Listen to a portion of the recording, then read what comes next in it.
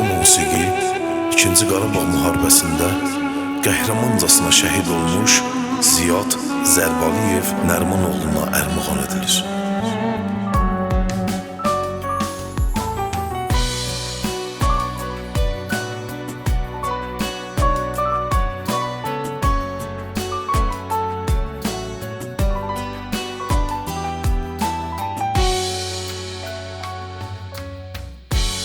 Döyüşler başladı, döyüşe gittim, kısasını aldım kardeşlerinin.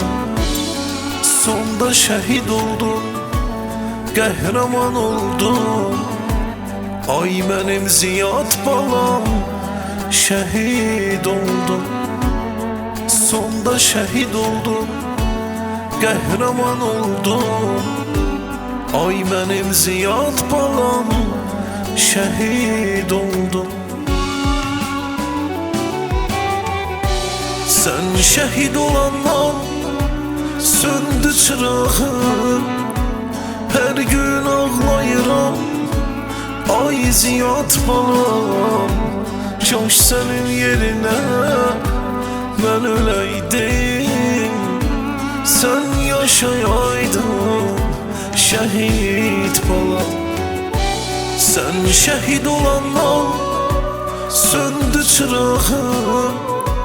Her gün ağlayıram, ay Ziyad balam. Kaş senin yerine ben öleydim, sen yaşayaydın şehit balam.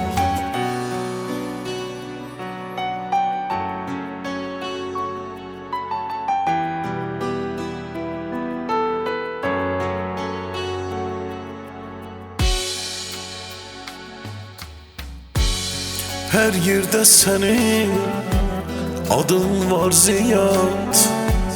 Anam dözmür sensizliğe, şekillerinle her gün danışır.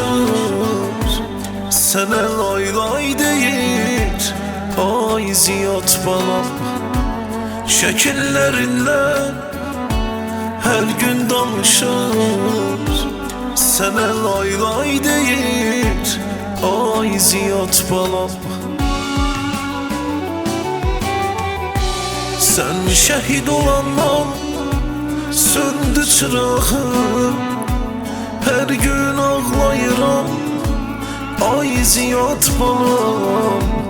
Kaş senin yerine ben öleydim, sen yaşayaydın şehit balam.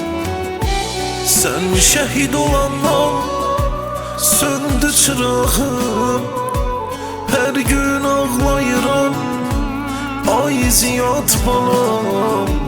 Kaş senin yerine ben öleydim, sen yaşayaydın şehit balam.